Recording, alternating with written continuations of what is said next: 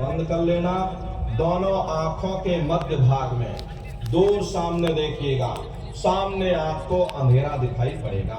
जब आप अपनी ये बाहर की आंख को बंद करोगे और अंतर में सामने देखोगे तो सामने आपको अंतर में अंधेरा दिखाई देगा।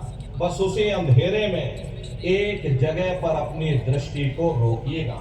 होशियारी यही रहे ये आंखों की पुतलियां अंदर अंदर हिलने ना पाए। शुरुआती समय में ये आंखों की पुतलियां हिलेगी, लेकिन जब आप अभ्यास करोगे, करत करत अभ्यास थे जड़मत होत सुजान, जब अभ्यास करते रहोगे तो ये आंखों की पुतलियां हिलना बंद हो जाएगी।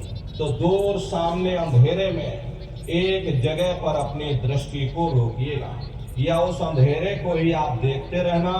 दृष्टि अपने आप अंधेरे में एकाग्र हो जाएगी। उस समय किसी के बारे में सोचना नहीं, किसी के बारे में। ये कहानी हमारी आपकी यही समाप्त हो गई। ये जात बिरादरी के रगड़े झगड़े, ये नाम, ये रुतबा, ये शानो शौकत उसी शमशान भूमि पर जल करके खाक हो गई। ये कहानी तो समाप्त हो गई, लेकिन उधर देखो क्या होता। तुम्हारी जीवात्मा को ले जा करके ऊपर धर्मराज की कचहरी में पेश कर दिया जाएगा। वहां पलक झपकते ही तुम्हारे अच्छे और बुरे कर्मों का हिसाब किताब हो जाएगा। धर्मराज तुमको सजा सुना देंगे कि ले जाओ इनको फलाने नरक में डाल दो, क्योंकि मैंने इनको मौका दिया था। जब ये माँ के घर में उल्टे लटके हुए थे, सिर इनका नीचे था और पैर जब इनके ऊपर थे, उस समय इन्होंने मुझसे प्रार्थना की थी कि हे मालिक, अब प्रभु कृपा कर हुए भांति और सब तज भजन करह दिन राती। कि हे परमात्मा, इस बार हमको मौका दे दो, इस बार हमको मनुष्य शरीर दे दो, हम भजन करेंगे, भक्ति करेंगे, हम अपनी जीवात्मा का कल्याण करेंगे।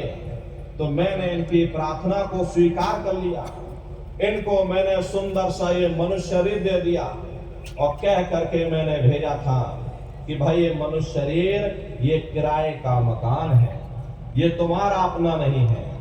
अगर ये तुम्हारा अपना, भाई आखिर हम अपने अंदर जा करके उस परमात्मा का दर्शन कैसे करेंगे?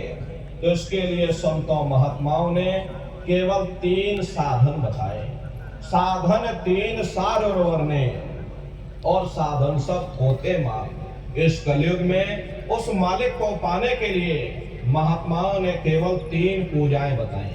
पहला है सुमरन, दूसरा है ध्यान और तीसरा है भजन। सुमरन कहते हैं मालिक को याद करना, ध्यान कहते हैं अपनी दिव्य दृष्टि को खोलना, और भजन कहते हैं कान में उंगली डाल करके उस शब्द को सुनना, उस नाम को सुनना, उस देववाणी आकाशवाणी को सुनना जो 24 घंटे तुम्हारे अंदर गूंज रही।